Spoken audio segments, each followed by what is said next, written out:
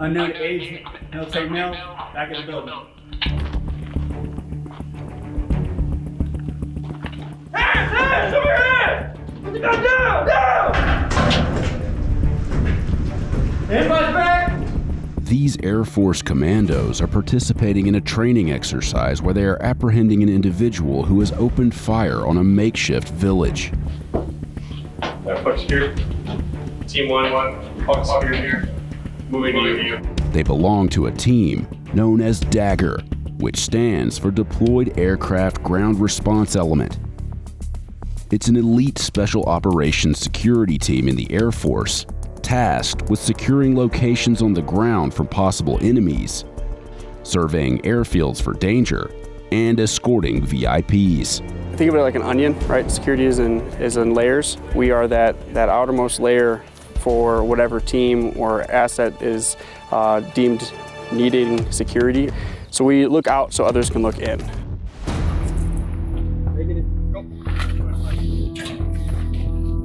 Last man. Push, go. DAGRE team members fall under the Air Commando umbrella. Air Commando is the nickname for Air Force Special Operations Command. It goes back to our lineage into Vietnam and even preceding that into World War II.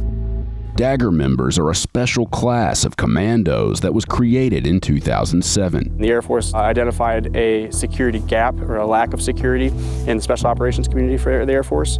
DAGREs often work in tandem with the Green Berets or Navy SEALs when missions require security near airfields. Unlike most Air Force airmen, DAGRE members don't wear their last name on their uniform. They are only identifiable by a 3-digit number that they wear on their chest plate and helmet. This number is given to them at graduation and goes in order from the first DAGRE member to the most recent graduate. Since 2007, we have about 370 numbers right now. I was given 363, graduated the class prior to this one. That's super cool. It's kind of like James Bond, right? Yes, sir. So today's exercise was simulating a 10-man DAGRE team requested by Green Berets or Marine Corps Special Reconnaissance. Today's training will require the DAGRE team to enter a simulated village. The team will split up to survey this area for any potential threats. But during this survey, they will be met by enemy fire from an individual.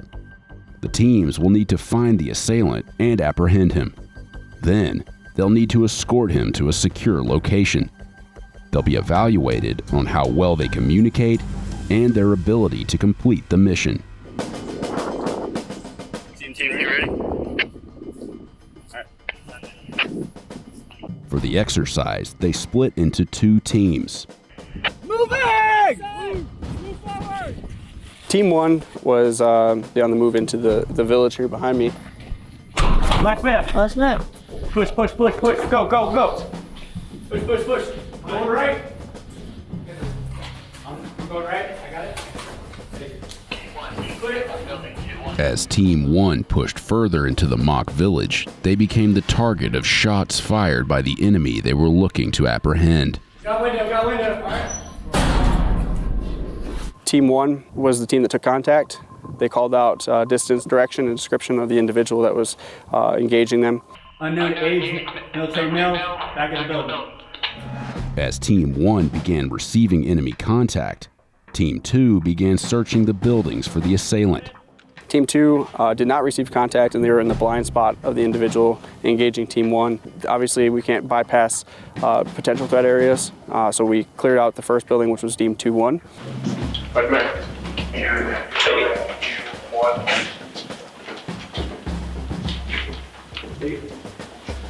Team 1, building 2-1 is clear. Cleared out that building completely, held rear security, and then once local support by fire was established by our support by fire team, or Team 1, Team 2 exited the outside of the building, same entrance we came in. So as soon as the building number was called out where they were receiving contact from, Team 2 stood up and they just went direct to threat. Hands over here! Put the gun down! Put the gun down!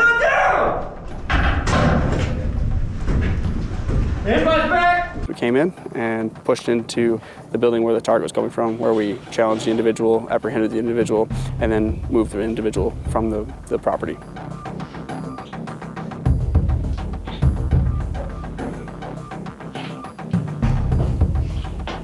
secured. Team 1, puck secured here. Moving to you. We designated 2 guys to be the main point of contact for the puck. As my role, I was just in the stack, performing the CQB, close quarter battle, and things like that. Typically we operate in like 5-man teams, so we kind of tried to simulate that here. We like to train with those 5-man teams and kind of get to know how people do certain things, and that way we can kind of just flow a lot better into certain scenarios. After being apprehended, the assailant is relocated to the building controlled by Team 1. It's a perishable skill. It's one of those things, like, it's not saying it's hard, not saying it's easy, but it's definitely one of those things that you train on, like shooting, for example, too, like getting behind the weapons, things like that, and getting proficient, perfecting your craft. It's one of those things that, you know, we like to do, and so it's just good to train on things like that. Last man. Yeah, push. Push your right. We've had guys working security operations for SEAL teams in Africa. We've had guys working convoys with Green Beret teams in the Middle East. We have a large breadth of experience across SOCOM, or Special Operations Command, in its entirety. And being such a small facet of it, or a small support element to these big organizations, we're often overlooked, obviously, but we try to make the most impact where we can, when we can, working with these individuals. But only a few have what it takes to join the unit. Becoming a DAGRE member is not an easy task. It's pretty daunting from the outside looking in. Our attrition rate through our schoolhouse right now is roughly 50%. It is 11 weeks of every mission task that we conduct in operational capacity. It includes driving, TCCC, it involves low-vis operations or covert operations, right, with our tactical security detail, all the way up to, flyaway security, and then you'll be pushed out to your gaining section, whether it's Cannon or it's Hurlburt, or our guard team out of Harrisburg, PA, the 193rd, or our reserve team out of the 919th, out of Duke Field, Florida. And you'll be gained by your section. You'll go through your on-the-job training, which is roughly 6 months-ish before your in-house DAGRE chief or DAGRE program manager at that respective section blesses you off for deployment eligibility. So it's not easy to get to this point? No, it's not. It's definitely not an easy facet to get into. Our program is a small program. I mean, there's probably about maybe 100, less than 100 actively performing the DAGRE mission right now.